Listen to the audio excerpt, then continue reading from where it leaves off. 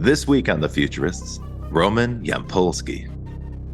We are gambling with all of humanity for potential monetary benefits. It's not even obvious what the gamble is.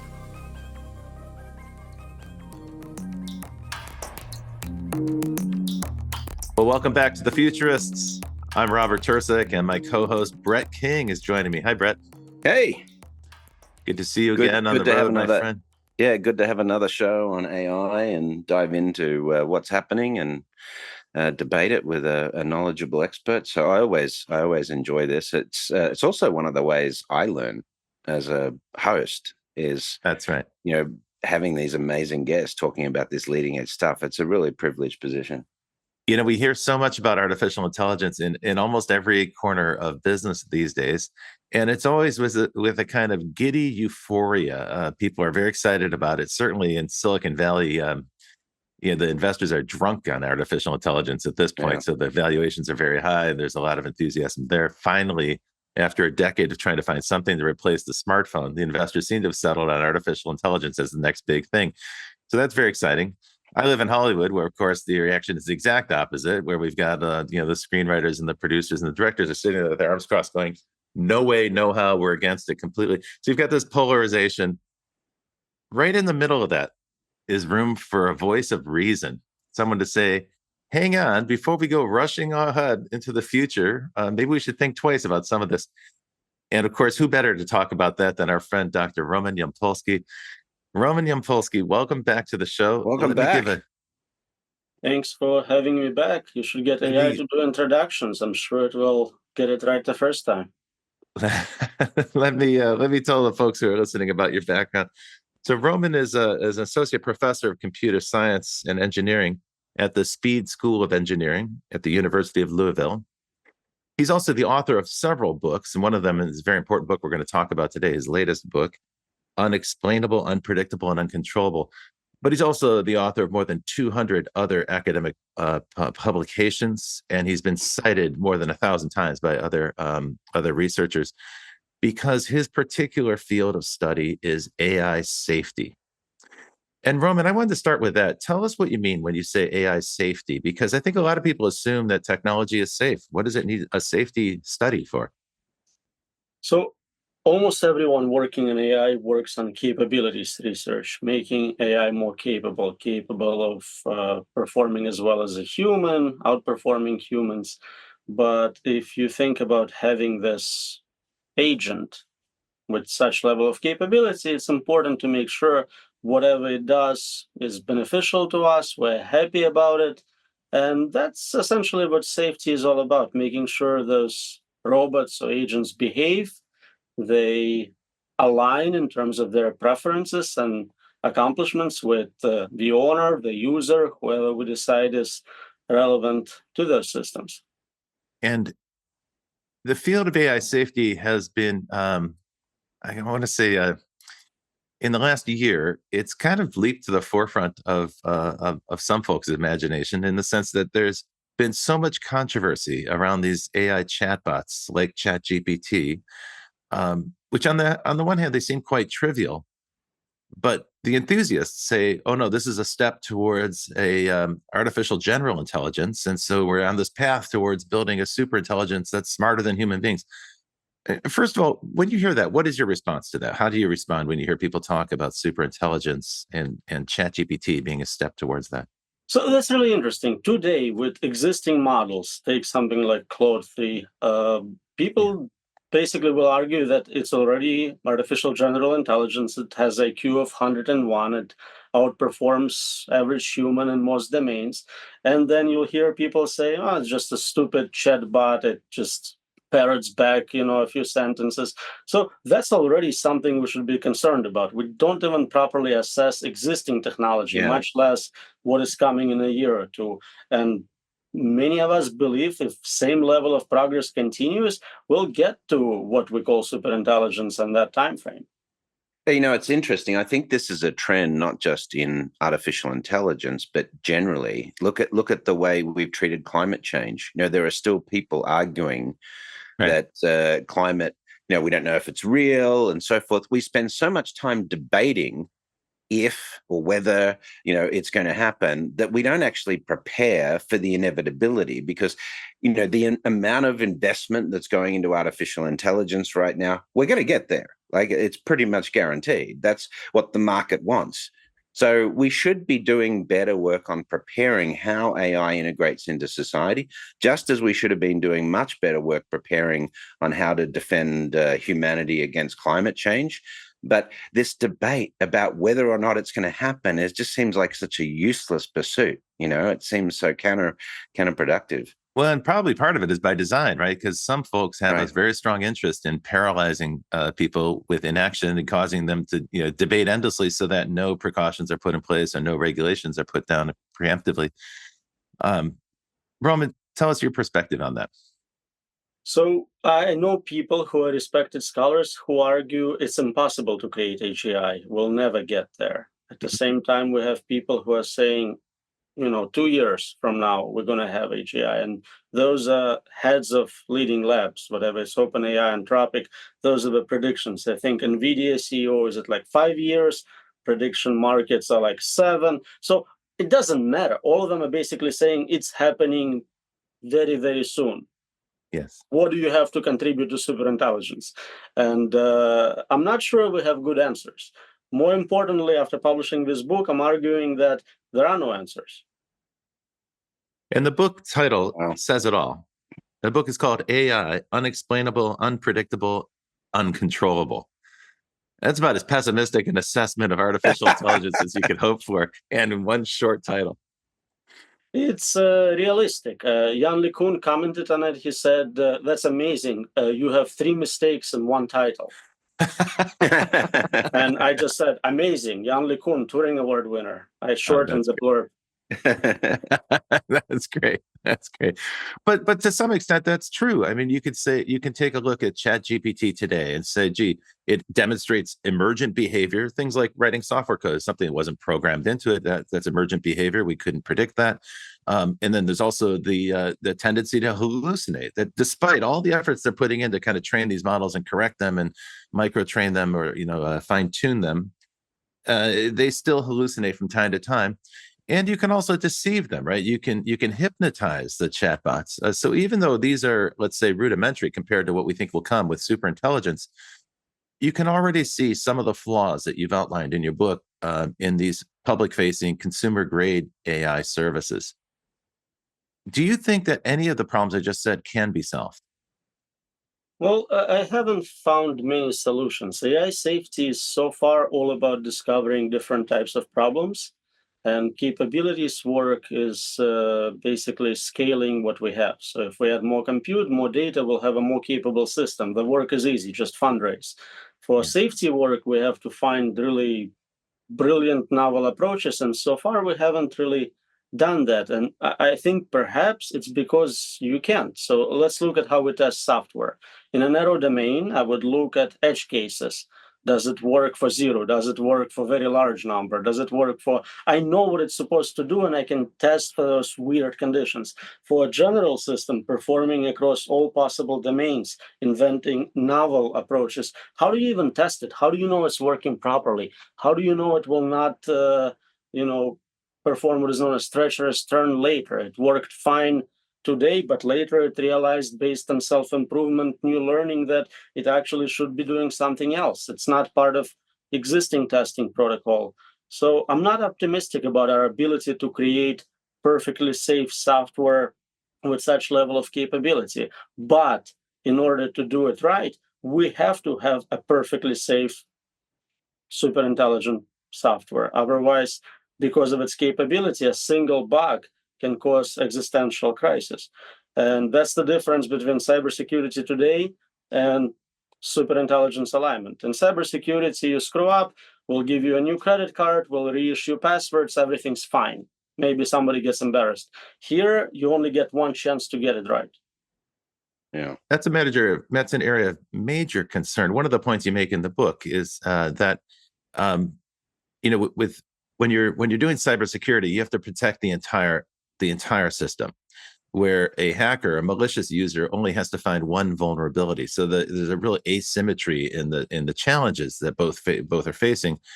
And with general intelligence or an artificial intelligence of sufficient caliber, you're talking about an infinite attack surface. That the attacker has an infinite number of opportunities to find a weakness or a flaw, and that is by definition an impossible defense posture. It's actually harder than that. So 10 years ago, when I started work on it, a lot of work was on how do we make sure it never gets connected to internet? How do we make sure it never has access to humans for social engineering attacks? Now, standard approach is to connect it to internet, give access to everyone, and then open source the code. How do you protect from malevolent actors? So once you, even if you're successful somehow at making a friendly system, immediately somebody can modify the system. They have access. Particularly if it's open source. Apparently, there are 500,000 open source language models now on Hugging Face. Sounds about right. I don't know. Probably the number has gone up since the time that I read about that, but it seems to me that that's another source of an infinite number of combinations, that any one of which could lead to a problem. Roman, I don't want to go off in a. I want to stick to the book as much as we can, but I am intrigued as a researcher. Where do you think that quantum fits into this problem set? Because it appears to me it could complicate things. Quantum computing could complicate, but could also potentially solve some of these issues. So it looks like we don't really need to have quantum computers to get to AGI. It seems like standard von Neumann architecture gets us there. If we do get it, it will probably expedite the process of training those models. It will definitely impact existing crypto security protocols. We can read previously encrypted messages. We can break crypto economy based on existing protocols.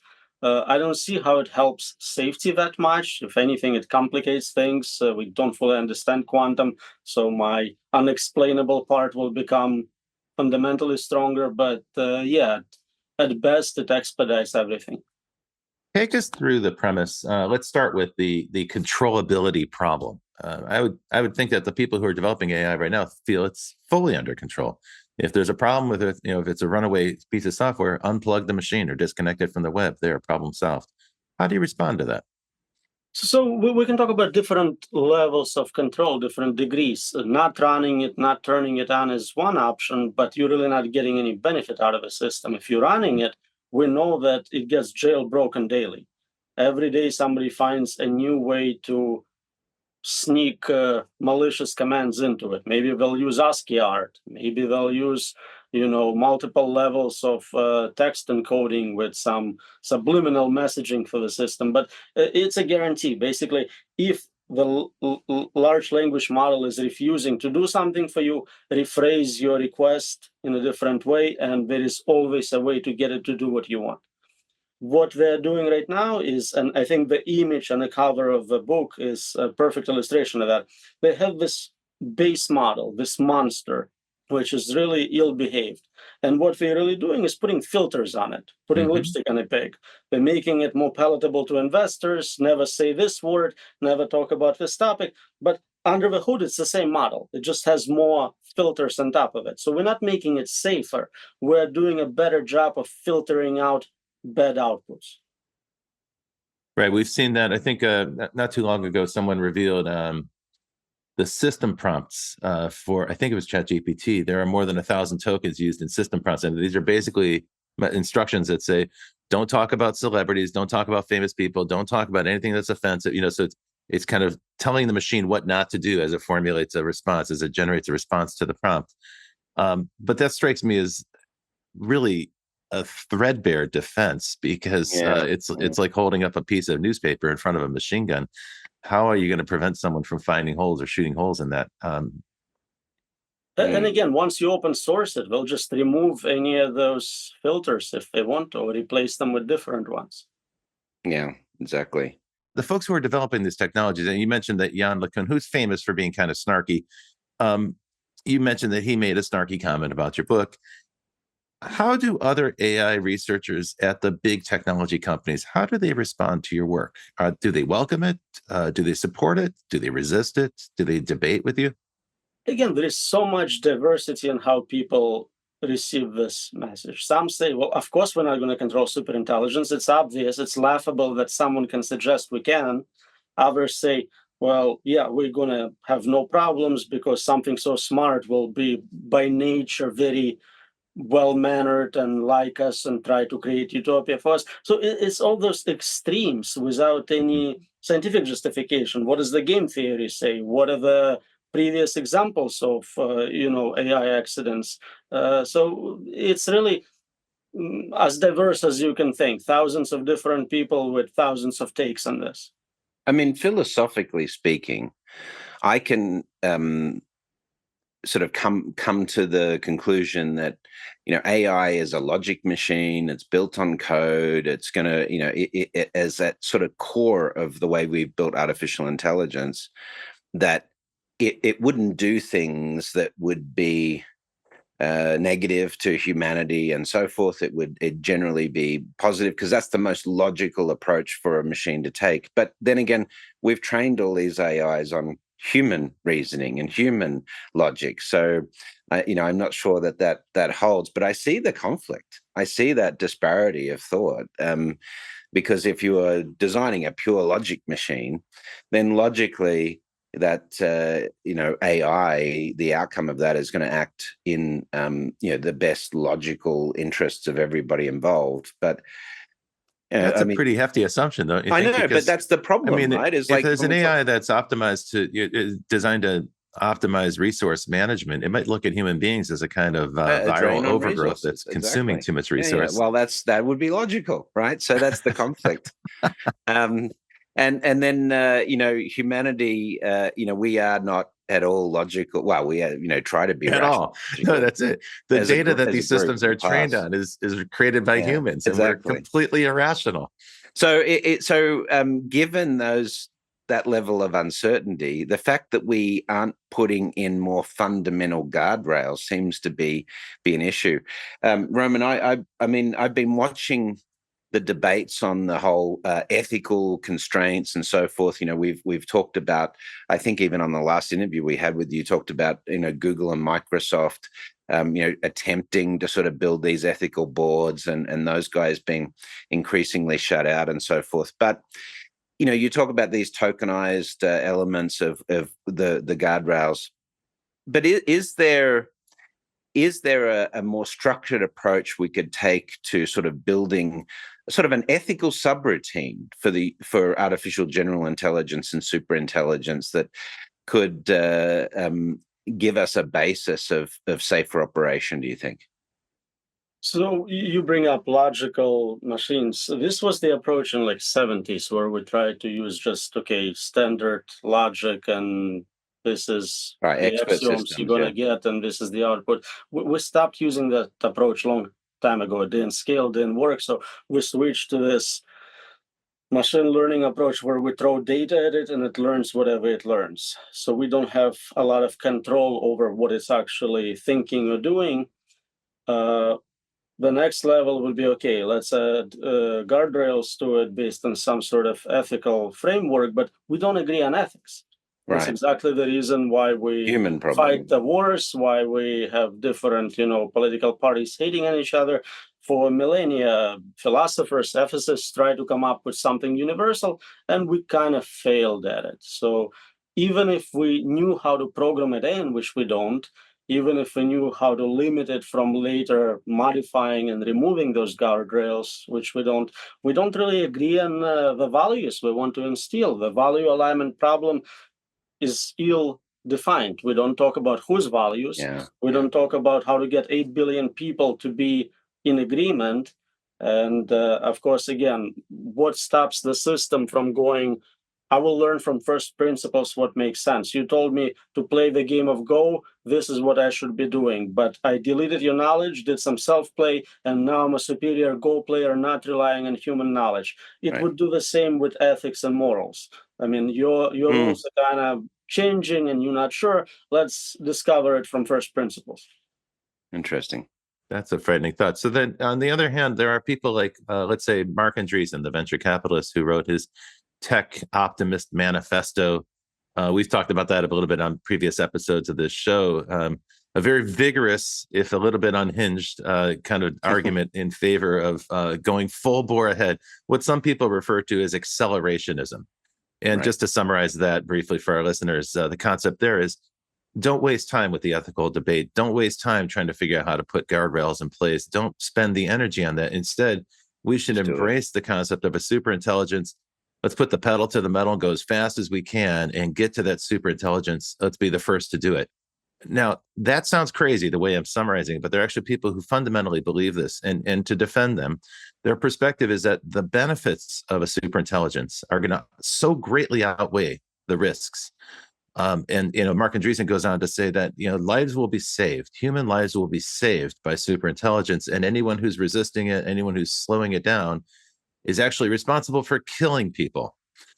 A little bit extreme, but that's literally what he says in the Tech Manifesto. Uh, how do you respond to the accelerationists? So the mainstream belief is we are 2 years away, right? So how much acceleration do we need? Do we need it to Yeah, happen exactly. Tuesday? Like, I'm not even sure what it is they're trying to save in terms of time. And again, if there is zero chance that it will have negative impact, it would make sense. But I think standard PDOM right now is like 30% for people working in it, meaning we are gambling with all of humanity for potential monetary benefits. It's not even obvious what the gamble is. So I'm very skeptical. It's interesting to observe that I think when Eliezer Yudkowsky was like 16, he had the same logic, same thinking. He was thinking we need to bring singularity as soon as possible. He started Singularity Institute for Artificial Intelligence. And I think by like 17, he was finally realizing that's the stupidest idea you can possibly implement. And now all these people decades later coming along going, this is brilliant new accelerationist philosophy. Right. Why did he determine it was stupid? Because we don't know how to control those things. Right. The safety question quickly comes to the forefront. You don't understand what goes into the utility function. Yeah, I mean, we broadly don't understand how it is as a species to deal with someone or an intelligence that's smarter than us. We always depicted this in Hollywood movies as being the aliens coming down that were super intelligent. But here we are creating our own super intelligence that could undermine humanity, and we're not thinking about those risks. So we're going to take a quick break. You're listening to The Futurists, and we're going to be back talking about more of the future of AI. Provoke Media is proud to sponsor, produce, and support the Futurist podcast. Provoke.fm is a global podcast network and content creation company with the world's leading fintech podcast and radio show, Breaking Banks. And of course, its spin-off podcasts, Breaking Banks Europe, Breaking Banks Asia Pacific, and the FinTech 5. But we also produce the official Finovate podcast, Tech on Reg, Emerge Everywhere, the podcast of the Financial Health Network, and Next Gen Banker. For information about all our podcasts, go to provoke.fm or check out Breaking Banks, the world's #1 fintech podcast and radio show. Hey, welcome back. You're listening to The Futurists with me, Rob Tercek, and my co-host, Brett King. And this week, we're talking to Dr. Roman Yampolskiy, the author of Unexplainable, Unpredictable, Uncontrollable, and it is a book about artificial intelligence. Roman is a specialist in AI safety, in the field of AI safety, actually a pioneer in the field, and cited by more than 1,000 other scholars for his work in that field. Now, let's help our audience understand what you mean by the title of the book, Unexplainable, Unpredictable, Uncontrollable. Let's start with unexplainability, because this is the year we're starting to hear about XAI. What is XAI? So most people would be surprised to realize that people creating those systems don't fully understand how they work. In fact, they mostly don't understand how they work or why. You have a very large network of nodes connected by weights. Those weights are updated in response to a lot of data being fed to them, but we can't really explain the whole picture. Sometimes, if we're lucky, we can look at one node, one neuron, and go, okay, this seems to be excited every time there is a human face in front of a camera. That's pretty much the state of the art right now in understanding how those systems work. if we do more research, maybe we can understand some clustering groups of nodes which work together, suppress or get excited together. But if you look at the whole picture, the only true explanation for what the model does is the model itself. All the weights contribute to the decisions, so you need to really understand the whole model to accurately understand what it's doing. The model is huge. It's not surveyable for humans, so that is out. The other alternative is to kind of compress an explanation to where it gives you top 10 reasons for why the decision is made. This is like lossy compression. Yeah, you're getting some useful information, but something is missing from that explanation. And that's the trade-off we have. Either we're given a just so explanation like children are, or we cannot comprehend the whole model, the whole picture of what is happening there. Yeah, from time to time, Brett and I are asked to give presentations or to do talks with different professional groups, organizations like banks and other institutions. Of course, they're all very interested in artificial intelligence. And this concept of explainable AI is one that has excited a great deal of interest in those groups because they are regulated organizations. And it seems to be Yeah. fundamentally incompatible with regulation to have an unexplainable AI. And yet, banks are massive consumers of artificial intelligence, and they're in the process of deploying generative AI chatbot assistants right now. How can those two things be reconciled? The notion of a regulated industry deploying an unexplainable artificial intelligence. Well, that's why I'm very skeptical of regulation. I have a paper on unmonitorability of AI, and that's exactly that. Anytime you pass regulation, you should be able to enforce it, monitor closely what is happening with those systems, what is the state of the art, what capabilities they have. But it doesn't seem like we can do that. We train a new model. It takes months of training, if not years sometimes. And then we need years to figure out what it's capable of. And we still discover new capabilities later on. So it is not a meaningful thing to say, yeah, we fully understand those models and we have this regulation on top of it. We're all pretending. So we do things like we run experiments. Okay, the last 5 times it worked.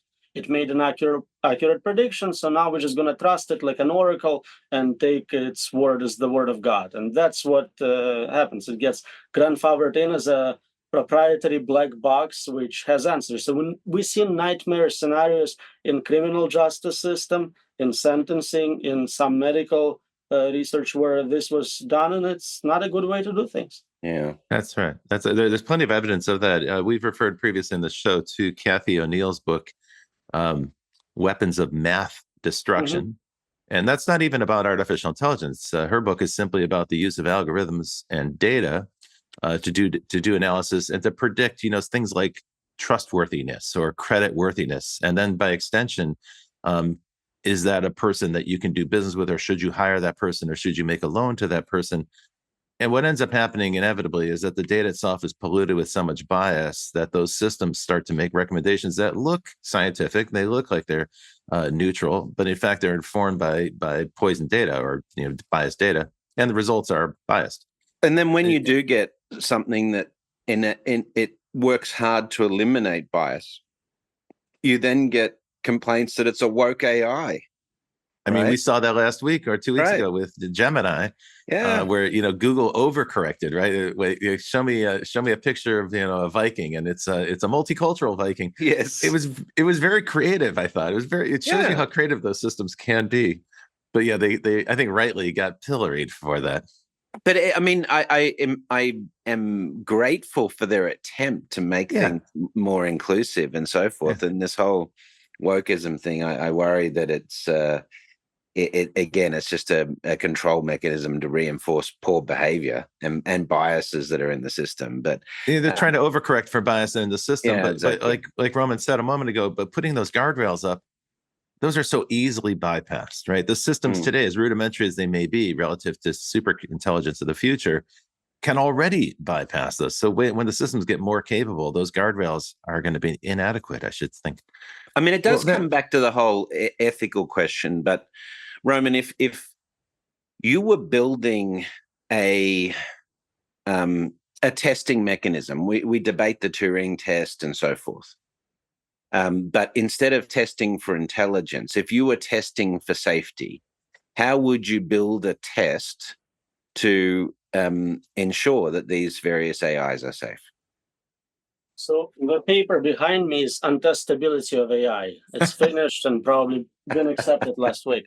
The whole point is you can't. If the system continues to learn, continues to self-modify, you cannot make any guarantees about its future behavior. That's the treacherous turn problem. We see it with humans all the time, right? We developed lie detectors, we developed psychological profiling, religions, morals. At the end of the day, you still get something like Snowden. Just you cannot prevent it. Good or bad, the point is the system could not rely on one of its parts to be fully reliable.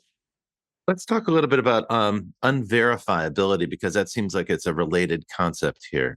This notion that things emerge from these systems, and in a way, we tend to treat them. You said Oracle a moment ago, and I get that. That is how people look at this thing. It's sort of a magical black box. You ask it a question and give it a prompt, and it magically produces this result. Now, of course, it isn't magical, right? There is a system at work here, but we can't verify how it works. Tell me a little bit about that as a challenge from a safety perspective. So when I talk about verification, I'm talking about verifying software, that it is implemented in a way designers, software engineers intended, or verifying mathematical proofs. Most people, when they hear terms like mathematical proof or even verified software, they think, 100% guarantee deal. Reality is most software has bugs. That's why our approach is to click, yes, I agree to whatever consequences instead of releasing proper software. Or with mathematical proofs, we find bugs in pieces of proof which are hundreds of years old, where most of mathematics is now built on top of those earlier proofs. So there is no guarantee even with software verification. We can get more security, more guarantees, safer AI with more resources, more layers of confirmation, but we never get to 100. Let's say you get something which is right almost always, 1 in a billion mistake, but it makes billions of decisions every minute. You guarantee it's going to fail in a few minutes. Yeah. And this is what we have. There is no way to guarantee that a piece of software performs according to specs. Worse yet, when it's a general system, there are no specs. Specs are for narrow systems. So no one knows how to do verification for general domain systems. And average users are being exposed to this technology right now. For instance, Microsoft is rolling out AI Copilot to more than 1 billion users this year through all of their software products. And so I think it's safe to say that within a year or two, most users of the internet are going to be conditioned to talking to machines, having conversations with machines, and getting mostly reliable answers. And to my mind, this isn't so much about the artificial intelligence. This is about conditioning us to passively accept the results from these systems, even though they're filled with the flaws that you're describing. Would you see that as another kind of a danger here, that we become over-reliant on systems that we can't control or contain or understand? Right. But I would make a very important distinction between different levels of danger. So all the things people are worried about right now, technological unemployment, copyright issues for art, false information, election manipulation, none of it gets everyone killed. It's annoying, it's problematic, it has consequences economically and so on. It's very different from X risk, existential risk, or suffering risk, which is the big problem we're worried about. And it used to be we talked about, problems long-term, problems short-term. I think they might actually be flipping on us because it takes many years to have full technological unemployment. To deploy humanoid robots may take a decade. Whereas we can develop superintelligence in 2-3 years. So they're no longer long-term, they're short-term problems, and they are the big ones. I am less worried about every other aspect of it, misinformation, deep fakes, all of it is kind of annoying, but again, we're not going to die from it. Mm-hmm. I'm interested in the legal ramifications of this. One of the chapters of your book talks about AI personhood. And, you just talked about technology unemployment and so forth. And, this sort of flows into this, the role that AI is going to play in society and the legal role that AI will play in society. we don't really. Well, we do have some analogies, I guess, of personhood and rights, as even just the debate on, treatment of transgender people and so forth. As a question of personhood, you could argue, but it appears to me that we are going to have to identify who the AI is that has made a decision in if something happens, that someone is killed or some negative impact. How do we, first of all, sign decisions and interactions made with specific AI so we can identify the source of the artificial intelligence that made that decision that resulted in a negative outcome? And then, how does that lead us more broadly to personifying AI, or is that even necessary? So there is a lot to unpack here. So the chapter on personhood talks about a legal loophole where, because corporations are legally persons in some jurisdictions, by placing AI in charge of a corporation, you can smuggle backdoor personhood to them, and that creates a whole bunch of legal issues we can discuss.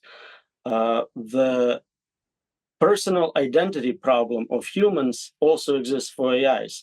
Because there is continuous training and modification, there is no such thing as like this AI or that AI. It's a continuum of models, especially if they just restart training from previous point.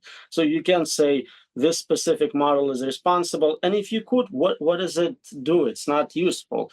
We track humans because we can punish individual humans. They are worried about going to jail or capital punishment. There is nothing like that for AI. You cannot do anything. You can maybe delete them, but they have backup copies. You can slow them down. Nothing in our judicial system is meant to work for non-human criminals. And if we're talking about, again, the serious problem of AI killing everyone, what are you going to do afterwards? Issue fines? It's not a thing we can meaningfully apply. Those tools no longer work for the world we're building. When you talk about AI killing everyone, I know Eliezer Yudkowsky has also talked about this at length in his writing on Less Wrong. How serious are you about the concept that the AI will kill everyone? Is this a very small but non-zero possibility, or do you think that this is a very likely probability? He argues it's the most likely outcome. So there is an organization called Pause AI, and they have a website. Their goal is to slow it down. But the reason I bring it up, they have a page where they keep track of PDOOM estimates for everyone. So Eliezer is there, a lot of other scholars, Turing Award winners, and I submitted my estimate to them, and they claim I broke their website. The format did not support so many significant digits, so now I'm like this weird outlier with so many nines after my name. It's a given outcome. Unless we get lucky and like nuclear war destroys all the processor plants, this is the outcome. We're building the system, we don't control it, and it has no reason to not remove any dangers to its existence. So I'm pretty confident unless we stop, we're not going to be happy with the outcome. So Roman, put your futurist hat on for our listeners here. And, we're talking about these various estimates, 2 years, 5 years, 7 years. All right. So let's go out 20 years. What does a world with this type of AI look like in 20 years' time? With superintelligence, which we fail to control? Yes. I would see a universe converted to processing matter, some sort of computeronium, but I don't see us in it whatsoever. And this is one of the arguments that Fermi makes in the Fermi paradox, that perhaps we used AI, and that could be the great filter, that AI is the inhabitants, that it inhabits the universe because every society goes through this. That's a very, I think, humanistic view of things. But it's an interesting view, but then I would expect to see a wall of computeronium coming at us at the speed of light, but we don't see that. So that's another puzzle. Yeah, exactly. So, if you were able to garner a global artificial intelligence regulatory authority, where would you start in terms of reducing the risk for humanity? We need to stop building general systems. We can do a lot with narrow AI. Example being protein folding problem. Very difficult problem, super impactful. It was solved with a very narrow system. We can do the same for aging. We can do the same for all the other problems. So all the benefits people are worried about losing, trillions of dollars in free labor, free scientific discovery, we can still have those. We have not even exploited what we already have. The models today, the robots today have not been deployed into the economy. There is no reason to try to build superintelligence, especially to build it as fast as possible. If we delay it by 20, 30 years, and then we have new discoveries suggesting we might be able to control it, it's a different story. Right now, it looks like it's impossible. So why would we risk everything for gains beyond what we have not even collected yet? Some folks would argue with that and say, but if one jurisdiction, let's say the United States or the EU, creates an arbitrary rule that says we may not build general systems, however those might be defined. That's a difficult thing to define. Then that group says, well, hang on, there'll be other parts of the world, perhaps someplace in Asia or some other place in the Or world where they Africa. won't have Yeah. those constraints, and they're simply going to leapfrog ahead. And this is where we get into the idea of ownability, or should we call it the illusion of ownability? If you could unpack that for us in the context of different regions competing to launch more advanced versions of AI, can it be owned? Can you control it or own it? So one thing is, I never said it will work. I think it would be a good idea if we stop developing those systems and suggest it to others not to do it, because it doesn't matter who builds uncontrolled superintelligence. Everyone's worried, oh, the Chinese will get there first if we slow down. Well, what's the difference? It's uncontrolled. Yeah. It's not a communist superintelligence. It's uncontrolled. It still do whatever superintelligences do. So I'm not so worried about who builds it first. I'm just worried about us building it in the first place. I don't think government regulation will work, again, because the resources to train those models become less and less every year. If it takes $1 billion today to train it, it will take 10 million in a few years. And so an individual, a small company would be able to do it with minimal computational resources. So I don't think we can just pass a law at UN level or whatever saying don't do it and it's going to be a successful strategy. We need to really have self-interest involved where people understand the logical arguments, they understand the proofs. You will not win, you will not monetize this, you will not be famous for it. This will be the last thing you do. Okay, this is a fairly bleak episode for our show, and typically our show is optimistic. Uh, is there any scope for optimism here? Because we're casting around vainly trying to guess how can we bring this show to an optimistic conclusion. What do you suggest that people who are listening to this do with the information that you're sharing today? Well, I don't think it's about optimism or pessimism. You want to be realistic. Is this the state of the art? Is this right? Am I right? Can you see a flaw in my logic? Publish it, prove No. it, show me wrong, That's convince the scary everyone bit, that you dude. have, most important, you have a working mechanism for controlling superintelligence as it scales indefinitely. We're not talking about a problem at an instance in time. We need to control GPT-7. We're talking about perpetual safety problem. Every future model, GPT-205, superintelligence created by our superintelligence, it has to scale infinitely. If you think you can do it without ever making a mistake, let's be optimistic. One of the things that I love about your writing is that you support every one of your arguments with proofs. And for folks who are listening, if you get an opportunity to read Unexplainable, Unpredictable, Uncontrollable by Roman Yampolskiy, I recommend you notice this. He never makes an assertion without supporting it with Incredibly proof, with a well logical researched. proof. Yeah. And it's also mercifully short. Each chapter is concise. And that's incredibly useful because, candidly, we're awash in content right now. We're awash in AI generated content. And it's quite helpful to have someone articulate these arguments in a way that's concise and clear and supported by logical proofs. And as Roman says, you can debate with him because the logic is exposed. You can try to challenge the logic. Well, I certainly appreciate your coming on the show today once again to share these thoughts with us. Congratulations on the book, by the way. We think it's excellent. We're happy to share it with our audience and promote it because we feel that this message needs to be heard. I'm still processing right now everything you just shared with us right now. I don't have like a sweeping generalization or an upbeat conclusion to drive towards, but we are approaching the end of the show. Well, What I think message? generally, I think my read on this is, it's exactly as Roman has said. We can't explain it. We can't predict where it's going to go, and we can't control it right now. We should be focusing on better paths to integrating artificial intelligence in society. That should be that's probably one of the most, secondarily to how we deal with climate change. Absorbing AI into our society safely should be a primary concern. So I celebrate this book from that perspective, to have these serious conversations. I appreciate you inviting me. I appreciate the compliments about my proofs, but of course, unverifiability chapter applies to my proofs as well. Thank you for joining us, Roman. How can people find you on the web? Where should they search to find out more about you and your writing? I'm on Facebook, I'm on Twitter. I post a lot of funny memes to get us through the last 2 years. Thank you for that. Folks, you've been listening to The Futurists. Our guest this week has been Roman Yampolskiy, the author of AI, Unexplainable, Unpredictable, Uncontrollable. He's shared many of those concepts with us. Brett and I are both confused about how to proceed with this show.